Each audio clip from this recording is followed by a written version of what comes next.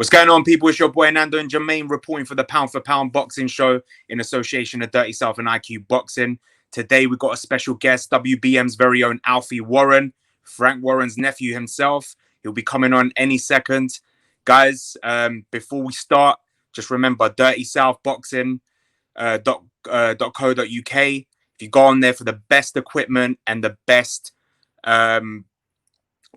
personalized ring, personalized gyms, personalized gloves, just head over there. Pads, equipment.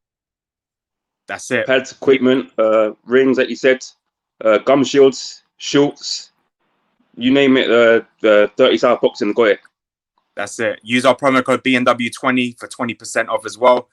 That's BNW20 for 20% off. Let's try and get Alfie on. I can see he's come on now.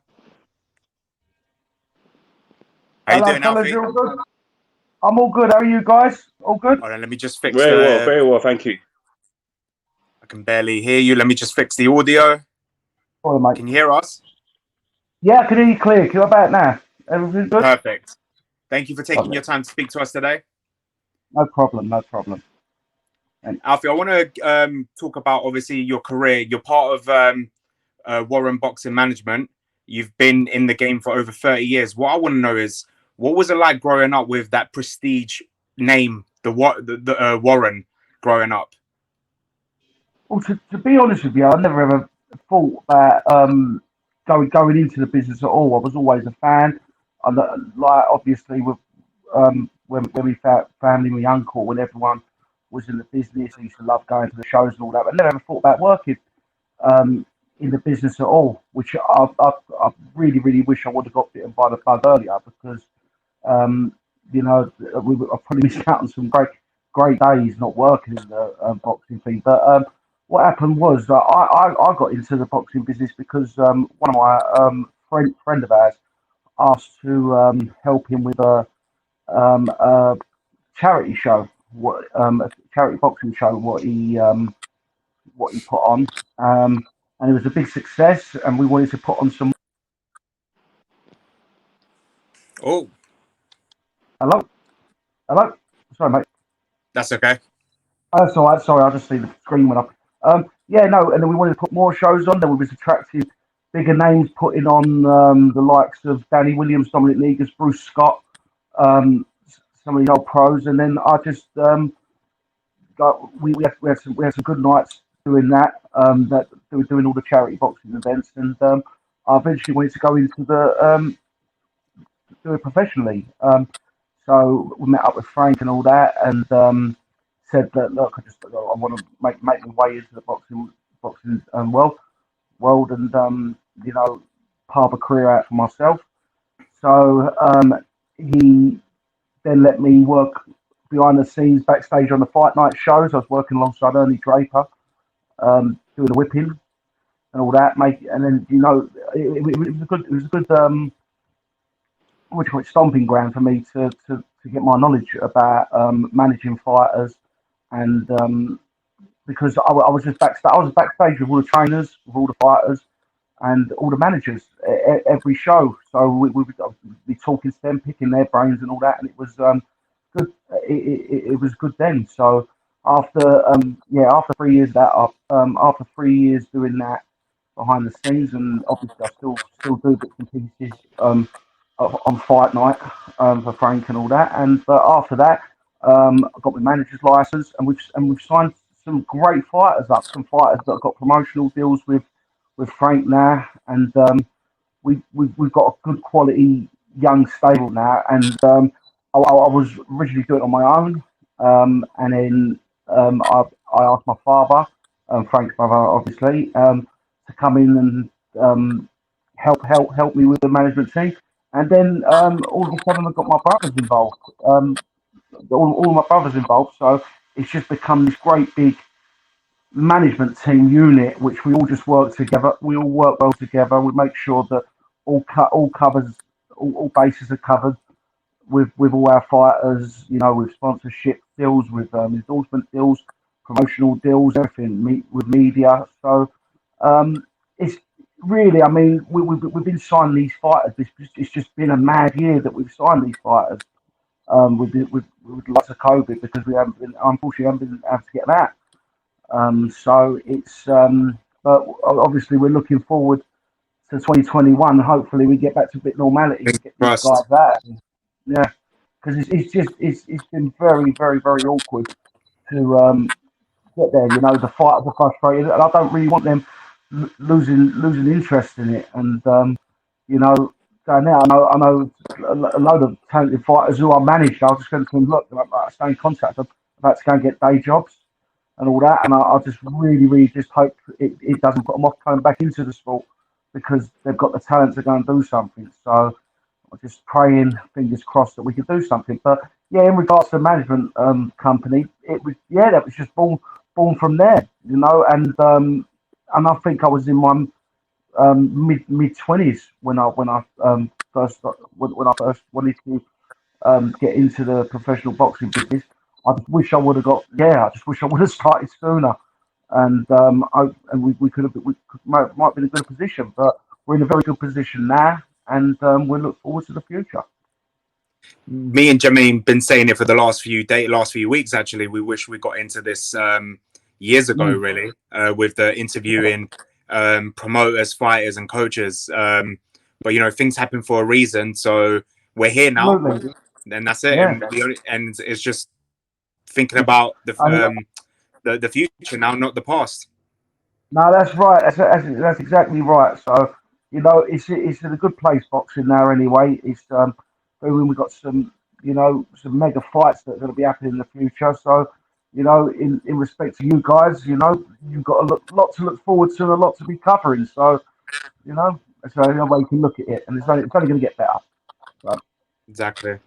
You mentioned your stable. I just wanted to get on your stable real quick. So obviously you got Kaisy Khademi, is the European super flyweight champion.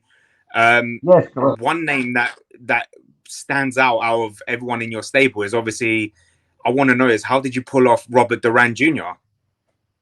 Robert Duran Jr. I was talking to a friend of mine, Johnny, who owns a company called Jab Signature, and he put forward to say that he was in contact with him. He's a good friend of Robert, and I've been talking to Johnny for a long time. So he just said, "Do you want to get something done?" And there was a lot of people that was after him, um, even in the UK, a lot of managers that are after him. So I put a pitch towards him, said that what we could offer. You know, we got some great ideas of what we can do with Robert, and and I joined forces with Mo Pryor from Priority Promotion. Sorry, brilliant fella Mo, one of the best guys that you can meet in boxing, one of the most trustworthiest men. So I mean, between us, we're going to hopefully get some big fights. It's a shame because he was supposed to be fighting on the Channel 5 bill in April, and it got shut down. We was flying him over to fight on big network there, but it's been a bit different in America because I think in some states they've had shows regularly. Yeah. So we've been trying our hardest to get him out. I'm actually speaking to Robert at 9 o'clock tonight, so we're going to be arranging his next fight tonight, hopefully, and we'll hopefully have an announcement before Christmas of what his next fight's going to be. But there's so many good fights down, especially in the UK as well. We can get him over there, but I think they're going to love him. He's a good talker. He looks the part, and he can fight a bit. He can fight. So I've got some good ideas anyway what to do with Robert, and hopefully it all comes off next year. It's a shame there's no Leonard Jr., right? Oh no, Leonard Jr. Well, we got some son. I mean, he's at welterweight, light welterweight. So you know, there's some fights down the line for him. I mean, we've got two Ben Juniors, Connor and Harley, who are at that weight, which could be a good seller. You know, we've got some other ideas that what we want to do. We want to put him up against some of the UK, some of the best UK prospects as well. You know, I think he wants to try and make it a second home over here anyway. So it was just frustrating. We had such big plans for him, and we had a plan set out in stone of what he was going to do, and it's just this poxy virus that's just done it to everyone, and that's going for all our stable as well. I mean, you just mentioned with Kaisy Khademi, Masood Abdullah, they was what do you call it? But more so, Masood was supposed to be fighting in April. Shut down, the whole world boxing shut down. Supposed to be fighting in November and got tested positive for COVID, the same as Kaisy. They were both supposed to fight November the 13th, which was a big kick in nuts because I know how hard they've worked. So, but we'll be announcing their rescheduled bouts within the next week or so as well, and they'll both be on the BT platform. Um, and that will be early 2021. So that's all more or less confirmed. So I look forward to getting them out. Amazing. Yeah, that's right. Alfie, Yeah, a question. A question I want to ask. Obviously, you see, Carl Franklin came out recently and said that it's important that amateur fighters and professional fighters who are not active at the moment still believe they're going to be able to get out there one day and fight and not be disheartened, and maybe if they have to do another job, don't give up on the boxing. What sort of words of encouragement would you give to someone who's maybe feeling a bit down low, thinking they might give up boxing? It's very hard because you can say to them, look, look, it's hard to keep them motivated because you could just say to them, look, keep it up, don't worry. But do you know what? In truth, all we can do is just try and keep them motivated. But the truth of the fact of the matter is, no one knows what's going to happen, especially the small hall circuit, which is why I think people are a bit disappointed with the lack of funding from for boxing because these guys, especially from the amateurs and the small hall shows, the grassroots level of boxing is so important because it's not all about the GB squads, and the Olympic squads and all that because not necessarily the best boxers come out of there and go on to achieve great. It's very rare. I've seen the likes of like Audley Harrison, a gold medalist. I mean, he went on to the pros, didn't achieve nowhere near what he was supposed to.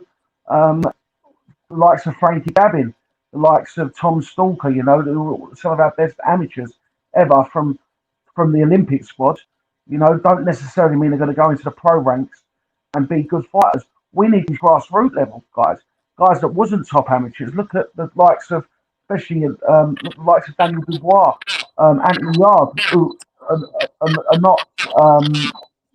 Sorry, is my thing going a bit funny? I can hear it. Can you hear me properly? Yeah, I can hear you. Oh, that's okay. Yeah, no. So you look at the fighters like Anthony Yarde, Daniel Dubois, who are not, GB squad members. These are the most talented fighters out there, and they come from grassroots boxing. They come from, they don't come from GB setup. This is why it's so important to invest in this sport with small hall fighters because that's where you're going to find the superstars. I'll take example, Josh Warrington, Terry Flanagan. They wasn't outstanding amateurs, and they all grew on the small hall boxing scene, become world champions. Anthony Crolla the same. It's all that. So I mean, it's so difficult. We've got to try and keep them motivated. We've got to try and keep in sport because that's the bloodline of the sport, is the grassroots level, and so we've got to try and keep them motivated. Like you say, but I mean, you're saying like get a job. But I mean, it's hard pickings out there. I mean, some people can't get a job with what's going on. So we just got to try and help out as much as we can, keep them motivated. But yes, I mean, it's just going to be such a shame if some of these fighters do bail out of sport because of this. So my advice would be, look, just keep a positive mind, stay in the gym, and hopefully it'll blow over. But like I say, who knows? But I'm pretty sure that we'll have, especially in the sport of boxing where small hall fights are concerned, that you're going to get some capacity of crowds in there if the vaccine and all that are coming now. So hopefully there's a bit of light in the end of the tunnel where you get these guys fighting again. Hopefully. There was one more before we move on, Alfie. There was one more name I wanted to mention from your stable. It was a name that raised my eyebrow at the time when you signed them, and a lot of people on Twitter. And I want to know what was the thought behind it, and how did you struck the deal? Is the shark Ronnie Clark? Yeah, Ronnie. With Ronnie, I knew him when the last time I see Ronnie, obviously, is when he beat Self Barrett. That was at York Hall show, and that was what was that? Nearly 2-3 years ago now. I think think 3 years that was ago. his last fight. Nearly 3 years ago. Then he was supposed to fight Sam Bowen, pulled out of an injury, and yeah. I spoke to Ronnie. He just said, look, he's willing to fight anyone and everyone. But obviously, listen, unless he's going to be prepared properly, we're not going to do that. I last spoke to Ronnie probably about a couple of weeks ago. His mother's just recently died, so it's this is another thing with Ronnie. He's come to that age now. He was saying about he's like he's got to look after that his mum used to look after his gran and all that, and he's had to pick the slack up. So I just obviously I've got to get in contact. I want to get in contact with Ronnie before Christmas to see how he is. Give me a little bit of breathing space to grieve the past of his mother, but I really really hope that he can get back in that ring and go on to make his mother proud, which listen, mother would be proud of him anyway. But go in there and achieve what he did. Because I tell you something, he's a problem for anyone. I've been having talks with like certain promoters and managers who want to match their fighter up with Ronnie Clark and all that, and they're probably thinking about a 3-year layoff. But the thing with Ronnie is he's for those 3 years he stayed fit the whole time. I don't think he's gained an ounce. So it's he's been in the gym, but it's the same with him. We've got to keep motivated. It's been a bit of a thing because he's had to go renew his license with the border control, and when this COVID thing's happening, it's been we've been waiting for a meeting to go in there with the Scottish Area Council. So it's been a bit of a frustrating waiting to see what's happening with Ronnie, but. I've spoke to promoters, to the managers, and there's plenty of fights out there for him when they do happen. But obviously, I don't think at this moment of time we'd be thinking about boxing. And then, everyone, Warren Box Management, and I know you guys, everyone else, will just wish him well, and hope him and the family have as good a Christmas coming up as he can without his mum. But he's a top fella, Ronnie. He's a funny man. So it's been very, very easy to work with going forward, and he can't do enough. He can't do enough for you. You ask him to do something, and it's not too much for him. And I really hope that we get him back in the ring very, very soon. Well, condolences to him and his family. Yeah. Yeah, definitely. Let's talk about now the big fight that's happening tomorrow. Obviously, Anthony Yarde challenges Lyndon Arthur for the British and Commonwealth light heavyweight title. For diehard boxing fans, they know this is a 50-50 fight. Are you excited for this fight, and do you have a prediction?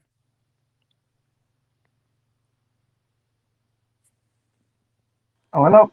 Yeah, no. Hello. Yep, can hear you.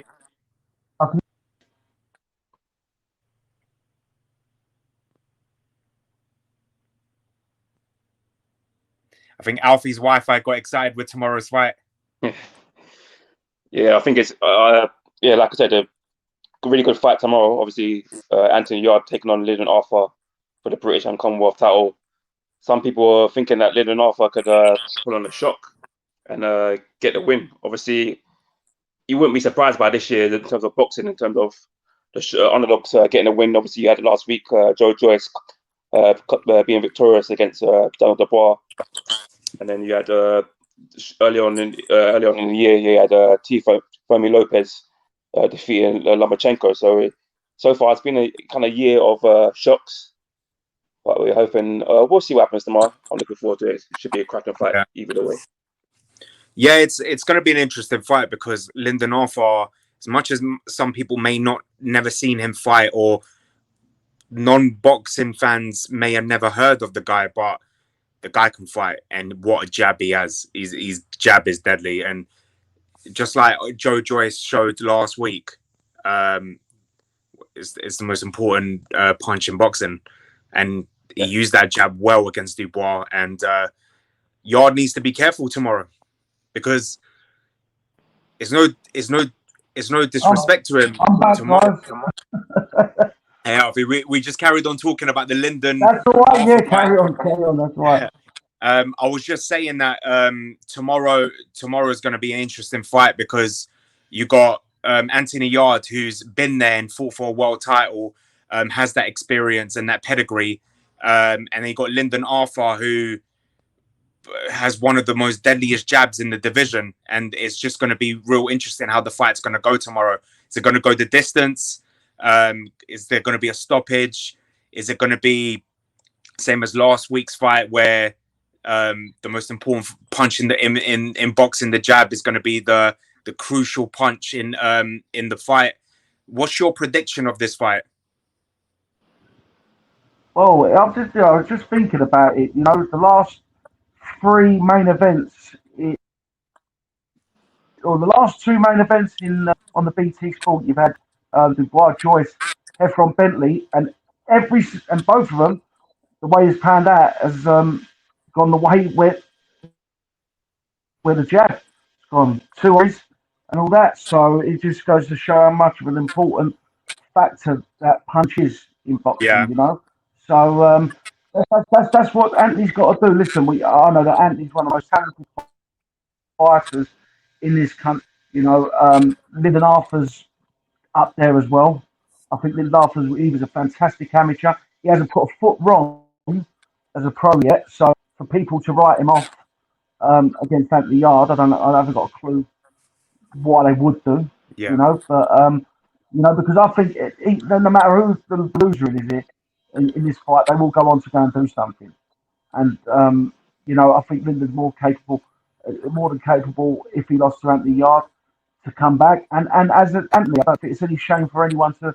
There's no losers in this fight anyway. So it's just it's been brilliant the last three shows on BT Sport, and you know that's what it is. And you know, I would credit to Queensbury Promotions and all my family's companies for actually putting all their guys together, making these fights, because they've been brilliant, been absolutely brilliant. They're fights everyone wants to see. And you know, it's just I go back to when we talk about grassroots.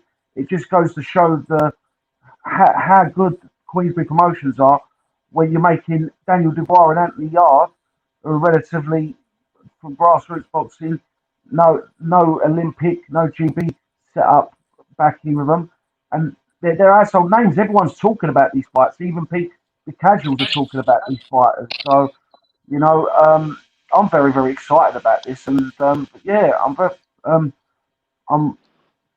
fairly sure we're going to get a war here. Anyway, I think it's going to erupt at some point, and yeah, when it does, it's going to be explosive. Yeah, the one thing that I've always said for your uncle is that I think that's the reason why him and Bob Arum get along so well.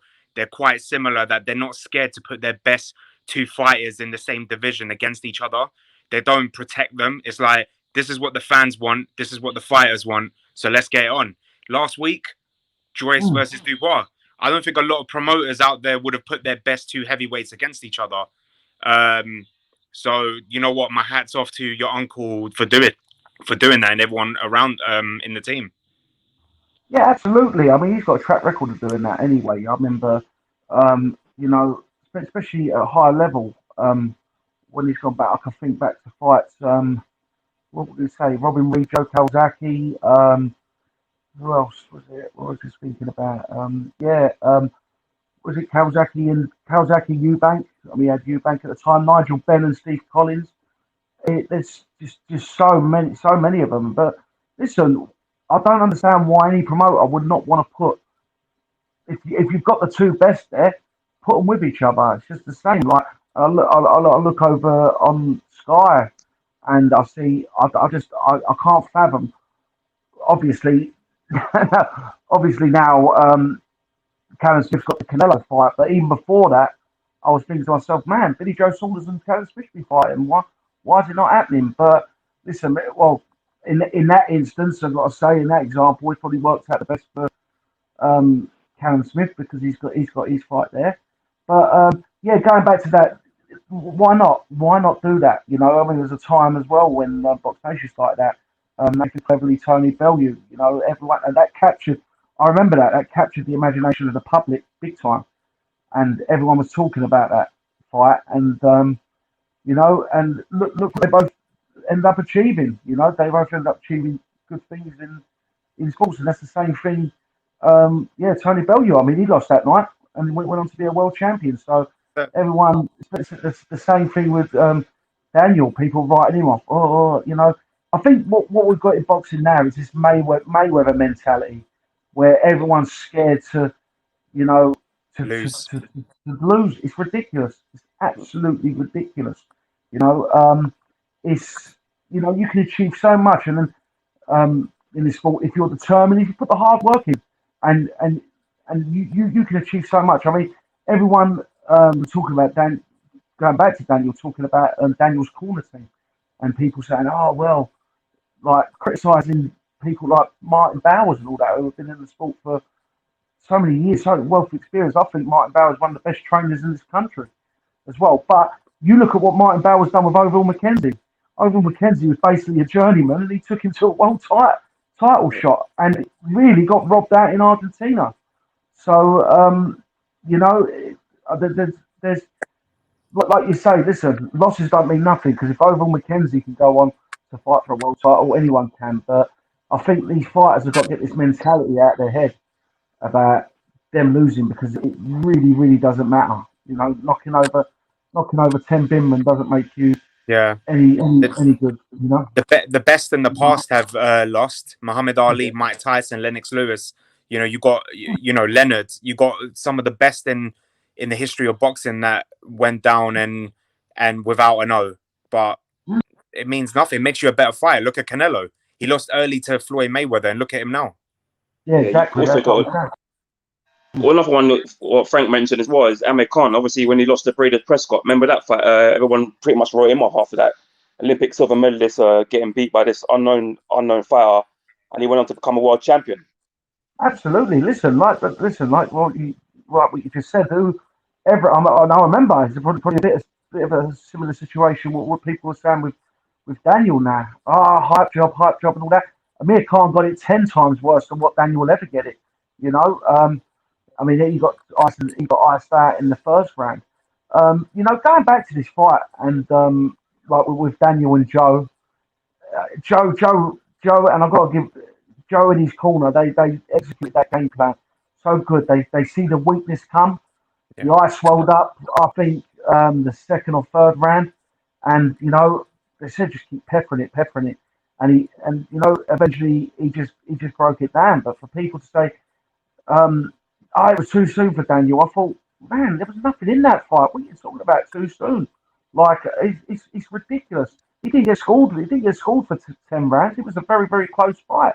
Very close fight. And, you know, I've just felt so sorry for him. I mean, I was there at ringside on last Saturday, and you could just see when that last jab hit Daniel, he put his glove up. You could hear him wince. And, you know, something must have snapped on that eye. And you get all these ex-pro fighters that are going, yeah, well, you can hit me with a bat. I'd have to get carried out the ring. Not one of those fighters have ever had their orbital bone snapped. So let's wait until they get their orbital bone snapped, and then they can come out and say, you know what, I couldn't continue. It's easy saying it when you ain't been in that position. Yeah. At all. And it's just it's absolutely ridiculous. And these are the guys, some of these ex-pros, and they really went in on Daniel. I think it's so unfair to what they did because, you know, he's a 23-year-old man who lost a close fight. And the thing is everyone's saying about, he didn't fancy it, he wasn't getting his own way. Listen, for him to take that knee, he was always in with a punch. He was always in from round 8 to 10 with a puncher's chance. You can't. Martin was asking him about if his eye was okay. and obviously it was closing up. And Daniel was saying, look, he was fine. He was fine to go on, and he went on. But there's no doubt in my mind that he would have got pulled out at the end of that round anyway, because when he got to that, the eye was completely closed. I think the doctor could have intervened a little bit Yeah. sooner to see And if the it was all right. Yeah, definitely. The ref, which yeah, I do agree. I think the ref should have called the doctor in to have a look at that. But do you know what? It was. I was very, very surprised at that fight. How high paced it was. Fought at, especially everyone was going, Joe's slow, Joe's this, Joe's that, and all that, and it was fought at very, very high pace. But like I say, but let's everyone's really just got to start talking about Joe Joyce now, because that's what wound me up a little bit. Everyone trashing Daniel Dubois, but not praising Joe Joyce is ridiculous. Yeah, I It's know. just like, I agree with that. Yeah. absolutely. And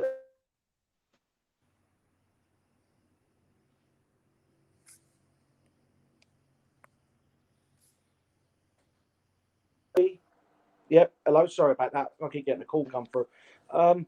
Yeah. No, and I think Joe proved to me.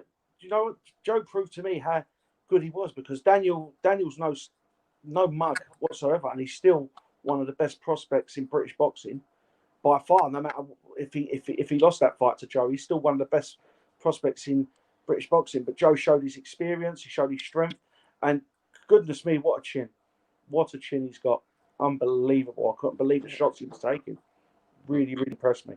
The question I want to ask you, though, do you think that the experience of that, the amateur experience of Joe Joyce paid dividends in him winning that fight? Obviously, going on to represent England for GB at the Olympics, winning Commonwealth gold, European gold. Do you think the experience is probably what got him over the line in that fight? Quite possibly, quite possibly. I think I would have put him in good stead. I actually do think that Joe turned over a bit too late. But really, to be honest with you, if he's going to make his mark in the world boxing scene, he's got to make it quickly now. I think he will do. I think he's got a great chance to beat Usyk and get revenge on Usyk. I think he's got a fantastic chance. I mean, you watch Usyk against Chisora, you watch Joyce against Dubois, and the jab he had, Joe. I think he could keep Usyk off and win that, and that's a big fight. I think a lot of people will buy into that fight. Hopefully, if the WBO is vacated by Joshua, you don't want to fight Usyk, then hopefully that's a fight that we can make down. That will obviously Queensbury Promotions and the Usyk's team can make down the line. But I think that's fantastic. But I think, to be honest with you, you could put Joe in anywhere, heavyweight in the world, and I'm including Tyson Fury, I'm including Deontay Wilder, including Anthony Joshua. He gives them all a hell of a fight. Hell. I think, and it's not an easy fight. He's going to be. I said that after the fight. He's going to be a very, very hard man to beat. Very hard man, because he was in one of the biggest punchers in the division on Saturday, and he was throwing these bombs, and the way he took them, it was just unbelievable. And I think that, I mean, the only puncher out there, Deontay Wilder, who could probably match up to Daniel Dubois' power, but exceed Daniel Dubois' power. It's probably not match up with it, but with the likes of maybe Fury and Joshua, I don't think their punches are going to do much to Joshua. I mean, do much to Joe Joyce. I just think, I think he's going to be a handful, and I don't think there's going to be a lot of people lining up to fight him. Let me tell you that. Yeah, I agree. Obviously, I know Joe personally. I went to school with Joe. I grew up with Joe, and back when we was at school, he was very, very, very fit as well. He used to do cross country, he used to run marathons, play rugby, so he was a versatile sportsman and very fit man. Very fit man. Yeah. And I believe, obviously, if he was to fight one of these fighters, if he was to fight someone like a Chisora or Anthony Joshua, maybe Tyson Fury, he's got the capabilities of taking them late into deep waters and making it a very hard night for these fighters. Absolutely. I think the only fighter that I could probably be confident that would beat him would be Tyson. Down to, but I mean, I think, to be honest with you, I keep saying Tyson's had the shoulders above heavyweight. But the likes of Deontay Wilder, Anthony Joshua, 100%. I wouldn't bet against him. I think they'd be brilliant fights. I'd love to see Joe Joyce against Anthony Joshua and see how Joshua handles Joe. That's a massive fight. That's a massive fight down the line as well. Yeah. After that, so you know, he's put himself in this mix. This is what I'm saying. But for all these guys saying that Daniel Dubois and Joe Joyce were novices, well, now they're talking them in the same breath as Tyson Fury and Anthony Joshua and all that. So there wasn't novices to be with, and we always knew that the winner was going to go on. But he's up there. He's up there, being mentioned within the top 10 heavyweights in the world now. Joe Joyce, and for Daniel, he's just got to rebuild. But he's young enough. I think Daniel will come back. He'll regroup, and I think he'll go back and dominate the heavyweight division in years to come. I still think he's the future of heavyweight boxing, 100%. So do I. I mean, I think the criticism towards him was harsh. I mean, obviously, we had a podcast last week, and some people were coming on saying that he quit and this and that. But for me, he lived to fight another day. Because if he went on for another 2 rounds, that his career might have been a career-threatening injury. We do not know that. So absolutely. Listen, all those people saying that he quit, he spewed it.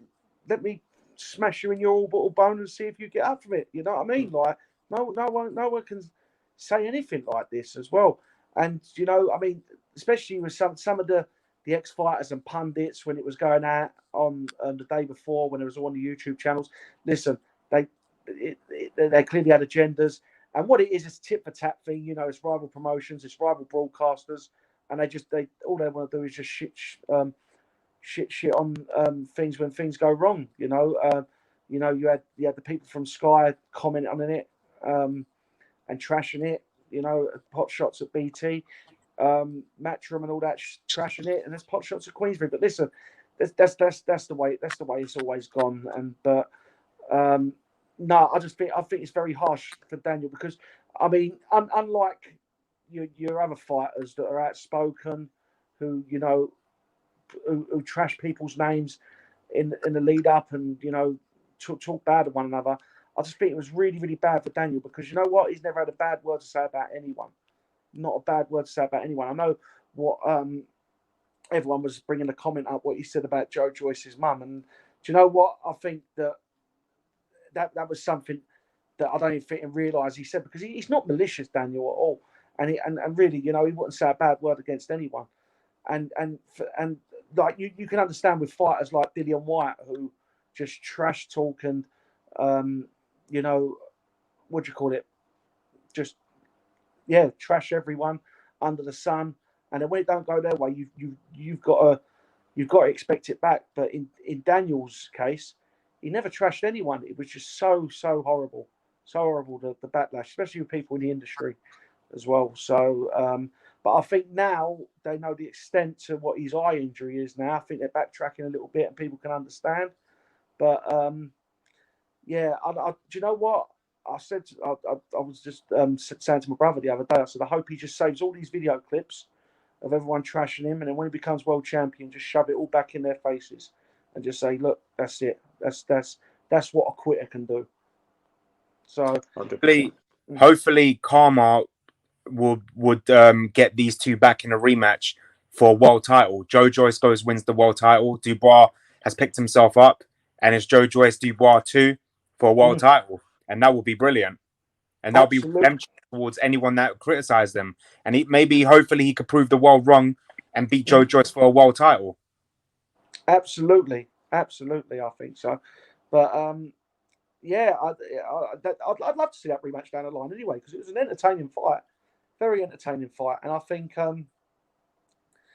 if that eye injury wasn't there early, you know, I think we would have had a more explosive fight than what it was. But it was good enough. I think it was up to a good standard what it was anyway. But But listen, like we say, credit to Joe Joyce. And everyone's saying if it wasn't for the eye injury, listen, it's boxing.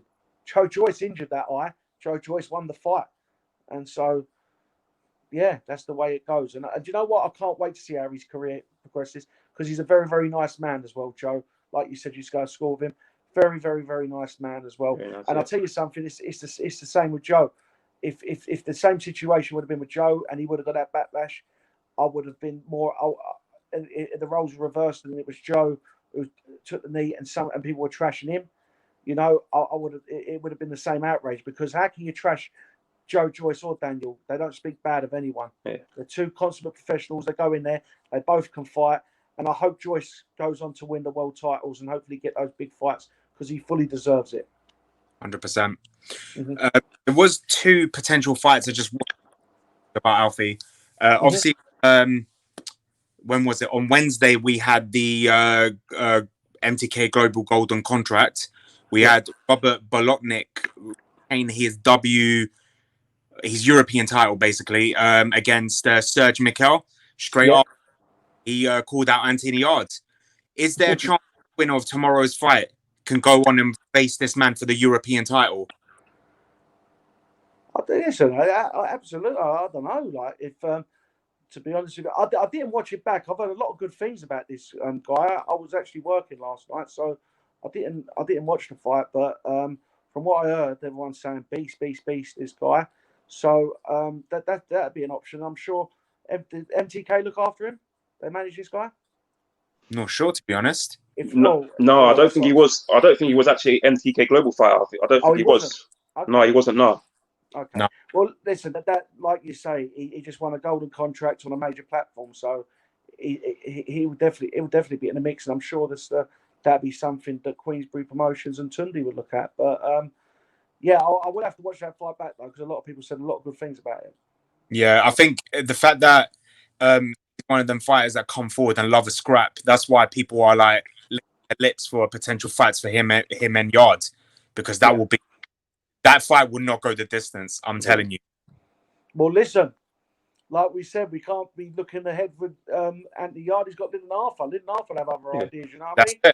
And that's what I'm saying. So between the three of them, there's some great fights to make out there. It's a good division, isn't it, in this country? Really, really is.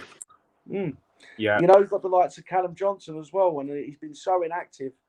Callum, it's been a shame, because he's such an incredibly tough talent, and you know, it's like he's coming towards the tail end of his career, and he hasn't had any of those career-defining fights. But you know, I'd love to see him in with Lyndon and Anthony Yarde and all those guys and all that. Domestically, it's brilliant over here.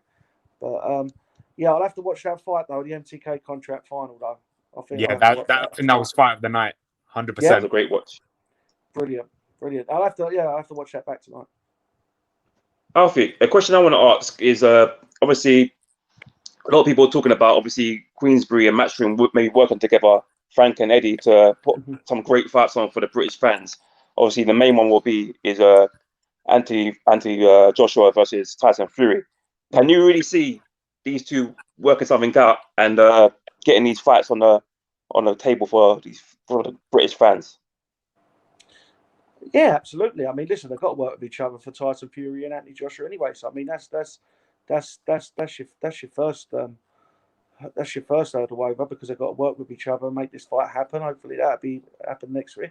But listen, I think we are getting to a stage now where, you know, the public pressure is looming, and we've got to get these fights made. I know that Frank's reached out for Matchroom and all that, and for some reason, whatever, the planning hasn't started yet with these guys. But listen, let's hope they can do, because you know, for the sake of British boxing, I think we need it now. Anyway, we've got to grow the sport, especially in these days of pandemic. You don't know what's around the corner. You don't know what's going to happen. Make these now, because I'll tell you something. You know, it's just you've got so much talent in this country, and this it's absolutely stupid why they wouldn't be in the ring with each other. It's absolutely ridiculous, just because one guy wants to get the upper hand on the other one as well. But like I say, I know for a fact that Frank's reached out, but he can't do any more than what he can do. And it's just, you know, this is what it goes back to when you see the backlash with Daniel Dubois and Joyce. I mean, it's not helping. It doesn't help anyone, all this. I mean, we should be rallying around. The boxing community is small. You know, a lot of people know each other. We should be rallying around and showing support for all these guys. And, you know, coming out I know that Hearn questioning Daniel's injury, which is just that it's things like that that pushes these things further and further away. And maybe that's what he wants to happen. Maybe he doesn't fancy making these things and all that. Listen, there's been a lot of bad blood over the years between the two camps. But listen, money talks, and you know what? If you do love the sport of boxing, which I know my uncle's boxing for a free, you cut my uncle in half, and this says boxing in there. So, but listen, if you want to do something for the fans, get these fights on. Put egos aside, do everything. We want to see it happen. I know from on Queensbury's side, they've reached that. Just got to wait to see what happens. But it doesn't matter who did what, who's done what, and all that, because you're really the promoter. You're not the important people here. You put the great shows on. Great, the fighters and the fans. They want it. Make it happen. There's no reason why promoters should be blocking these fights for whatever reason. So, hopefully listen, it's been a mad time at the moment in the world. So hopefully 2021 we'll be able to see these fights and these cross promotional fights happen. But I wouldn't hold my breath at the moment, no. But listen, everyone's got to stay optimistic, and hopefully it will happen. Yeah, I agree. I mean, for me, boxing fan, we need these legacy fights. Obviously, we had some British fights that never happened in the days. Obviously, Ricky Hatton, Junior Witter didn't get over the line, never happened. Amir Khan and Kell Brooks never happened. So we do need these legacy fights where in 20, 30 years' time, fans will remember it, and you can watch it on your DVD, whatever. So we do need these legacy fights, and hopefully one day Frank and Eddie can get together and make these historic fights. It might take things like Daniel's loss to make these fights happen, because they probably listen.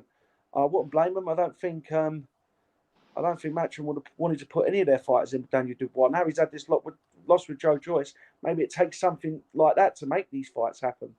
But I mean, it shouldn't take things like that. They should just happen straight away. But there is some great fights. The winner of Lyndon Arthur and Yarde against Buatsi. I mean, that'd be a brilliant fight all round. That'd be a fight we'd be looking forward to in the future. I'm sure that will get made.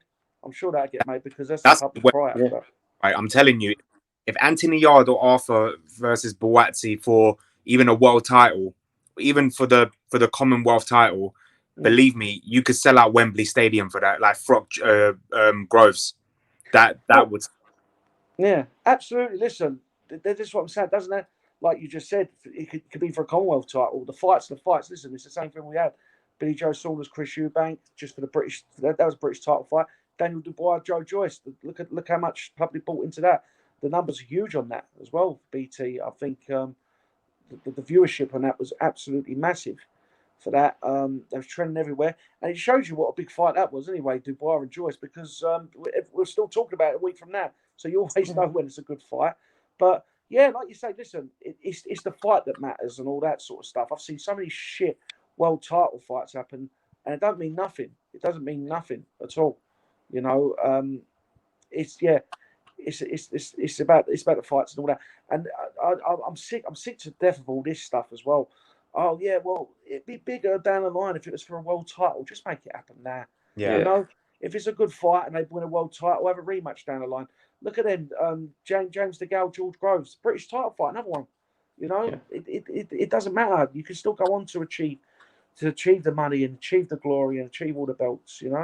It's just I think this is where boxing sometimes shoots itself in the foot, because we've got to make these fights early. And like you say, when they're in house, like when Frank has them in house, he does put them in early. Like I just said, cleverly, Bellew, Joe Joyce, and Dubois, because the fans are crying out for it. But some promoters just, I don't know, don't seem to want to take the risk with their fighters. But listen, hopefully 2021 we're going to see these fights in British boxing, get bigger and bigger, because as we say, with this pandemic, everyone, all sports still playing catch up, and we've got just make sure that the sport stays relevant. So, for the sake of the sport, get these fights on. Eddie, Frank, get the fights on. Okay, Jermaine, we should do a GoFundMe page, pay for a Nando's meal. They can meet up, talk it out, and then we can get it done. Yeah, that's right. Sounds great. You should do. It's a good idea. That's it. Alfie, before we let you go, there was one more fight I want to talk about that's on the Queensberry stable. I think talented fighter, Sonny Edwards. A lot of people believe he still hasn't been tested. Next year, how about Sonny versus Kaisy Khademi for the European title? I'd love to. I mean, I wouldn't, but to be honest with you, I had Sonny texting me after he beat Pedro Matos, Kaisy, and he done so well in that fight. Kaisy, he broke his hand in the second round, and how he got through that as well. He was in absolute pain with that hand, and he went on. He still beat him, and I remember Sonny going to it. He was very frustrated at the time, Sonny, about getting the lack of British opponents. But listen, I've my duty of care is with Kaisy. I'll put him in that fight when I think he's ready. I think in a couple of fights' time, you'll see in those fights. I would like personally to make in a couple of fights' time, Kaisy and Charlie Edwards, because to be honest with you, I think Sonny's a bit above Charlie at the moment. I agree with that. Yeah, and to be honest with you, I don't even think with Sonny. I think he's done his British title reign. He's done a domestic scene, even though some of the domestic people won't want to fight him. But I think that he'll go on to world honours now anyway. And Kaisy, we'll go at our own pace. But that's the fight that really, really interests me, is him and Charlie Edwards, and I hope that could happen next year at some point. Anyway, I know Charlie's on the first for a world title, but yeah, we're going to have Kaisy's fight rescheduled in 2021, and we'll crack on from there. But they're the fights that we definitely want. And like what we said, even though I've got a duty as a manager, sometimes we can't let these fights fester on too long, because you just don't know what's going to happen with all this pandemic and that. So, but that's something that we definitely will talk about next year, and we'll see how Kaisy gets on and all that. And if he pushes on more than what we expect him to, 100%, we'd like to make those fights. It'd be brilliant, and there'll be massive fights as well, because I know Frank's going to build Kaisy up as well with Kaisy's in-ring ability and Frank doing his thing. That they'll go back to the old days with the Charlie Magris and all that, when they make the flyweight division big again. So, yeah, let's look forward to that next year. One fight I would love to see, I put it on the pound for pound story the other day. A lot of people voted for it, is Sonny Edwards versus Yafai. Even Sonny Edwards retweeted it and said he wants it. And people went mad for that. And that's a fight I would love to see. Brilliant fight. Do you know what? To be honest with you, it'd be good to see Charlie in with Cal, because of the history and the bad blood and all that. But I fancy either one of them, Charlie or Sonny, to do a job on Cal. And there's no disrespect to Cal. I think he's a good fighter and all that. But Cal, he's world champion. Cal should have been especially with his amateur pedigree. Was he the Olympics, Cal, your fight? Yeah, he was. Yeah. And 2008, I think. 2008. World champion, and hardly no one knows who he is. It's criminal. It's absolutely criminal. People, and that's what I said. Like, more people knew Charlie Edwards than Cal Yafai. He was world champion. So, 100%. I think I'd love to see that though. Sonny Edwards and Cal Yafai. That'd be a brilliant test for Sonny. I agree. Leading on to a world title. Love to see that next as it goes. Brilliant fight for him. The other one that me and Jermaine been saying for a long time is, we were there when Edwards fought. Was it Martinez, Jermaine? Yeah, Martinez. When Charlie got knocked over, but then he hit him when he was on the floor. Yeah. For me, despite that, he was getting bruised. He was losing that fight. He couldn't handle the power, the speed of Martinez. I would love Sonny against this guy, because just to get revenge. And I think Sonny's style would make it more awkward for Martinez compared to Charlie, who's more of a scrapper, if that makes sense. He likes to come forward. He's not technically the best compared to absolutely. I think Sonny would run rings round. I think Sonny's got the potential to run rings round Martinez and beat him. Yeah. you know. But that what a story that would be. That'd be brilliant if he could do that for his brother. Like, yeah, that fight, you knew the writing was on the wall with Charlie, even if he, you know, even if he didn't hit him when he was down. I think that he wouldn't have had long left in that fight anyway. Yeah.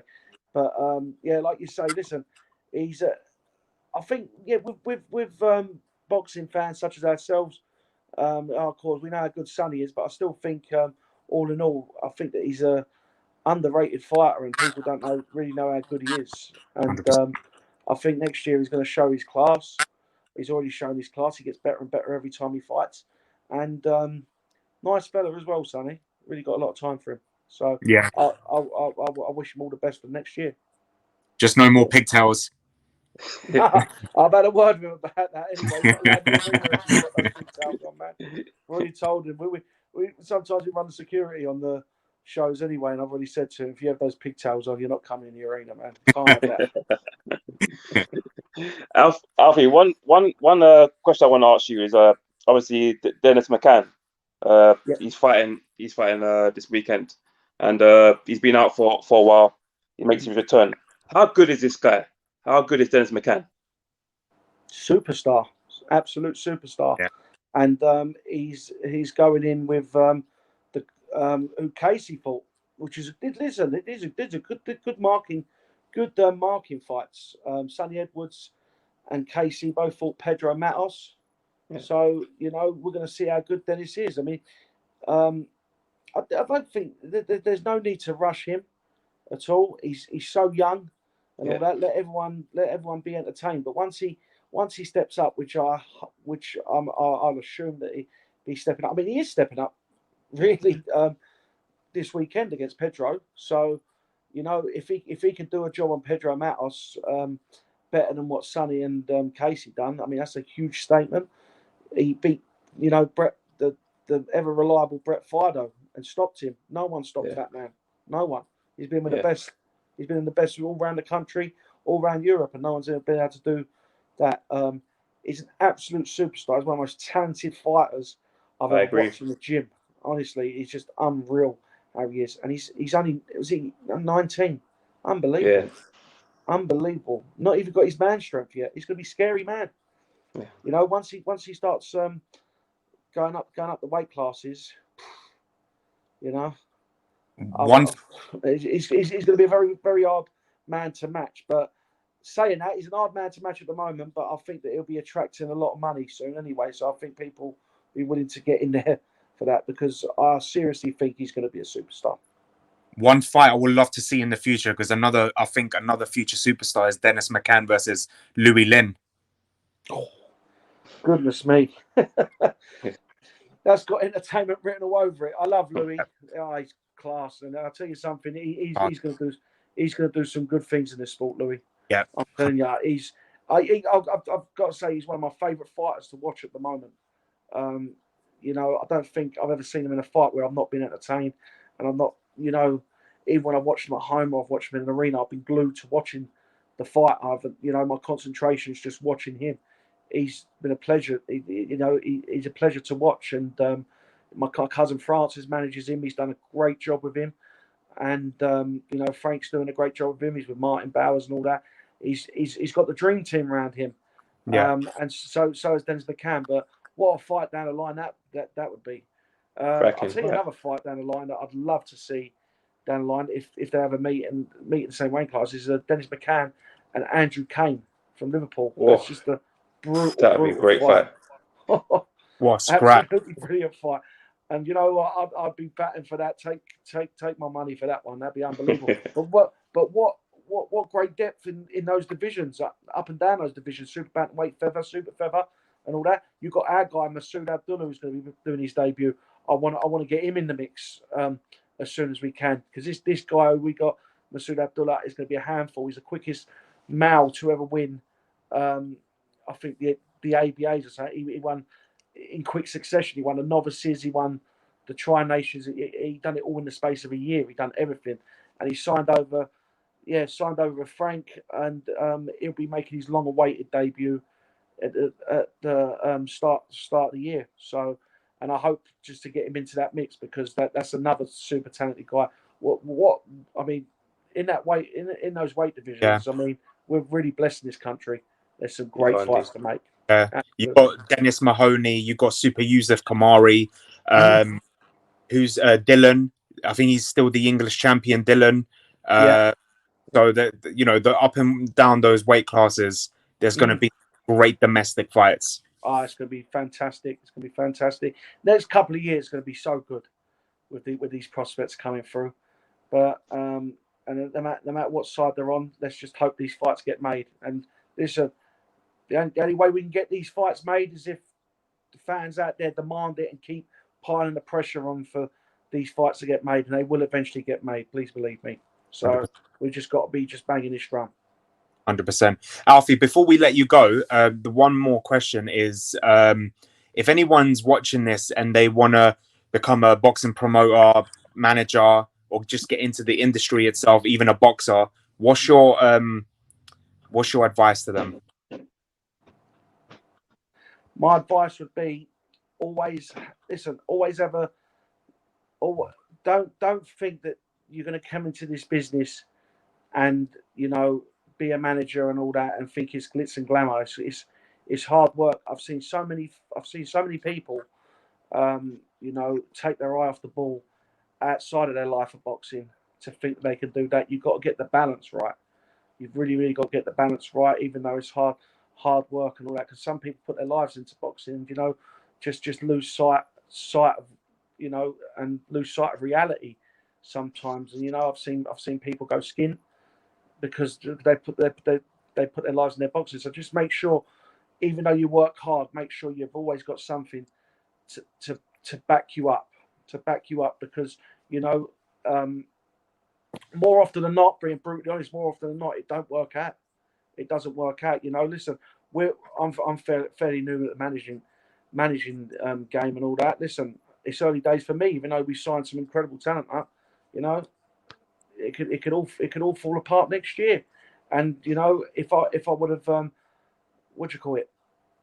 plugged myself into this, but, you know, I've got a backup plan, or, you know, people got, but we've got a backup plan if the boxing thing don't work out. So just make sure, you know, think it through before you do it, because it is a brutal business as well. You've got to be very hard-skinned and all that. And a lot of disappointment on the way, a lot of rejection as well. And we're all well and all that. But listen, like you say, hard work and determination will always get it through you. But just a word of warning, it's a brutal business. And you know what? Listen, no matter how long my family is and how big they are in British boxing, you know, I'm still at that grassroots level with all the other managers going through there and all that. And I do not get it my own way whatsoever. I get told no on a fucking weekly basis when I'm trying to get things done for our guys. But just all you got. My advice is, if you're gonna do it, just be prepared for a hard road, because it's a hard, brutal road. But, you know, there's no other sport like it. It's brilliant and it's so addictive. It's we all love it. And you know, if you put the hard work into it and make it happen, you know, you'll have a good time. But just be prepared for some rocky roads. That's all. Make sure you've got that thick skin on you. 100%. Alfie, I want to say thank you for joining us today, taking your time to speak to us. It's been a pleasure, and it's been great talking boxing. I could talk hours about boxing and future fights and who we love to fight, but we could always organise another one. Absolutely. Listen, we'll set up the next one or something. Anyway, hopefully before the new year, we could talk about the year going like the year previous. Anyway, and discuss that. Anyway, it's always a pleasure talking boxing. Anyway, and it's good to finally meet you guys as well. Doing a great job. Pleasure. Thank you, Alfie. Thank you. Very appreciate it. Nice one, guys. Thank you. Take care. Bye-bye. Take care now. Bye.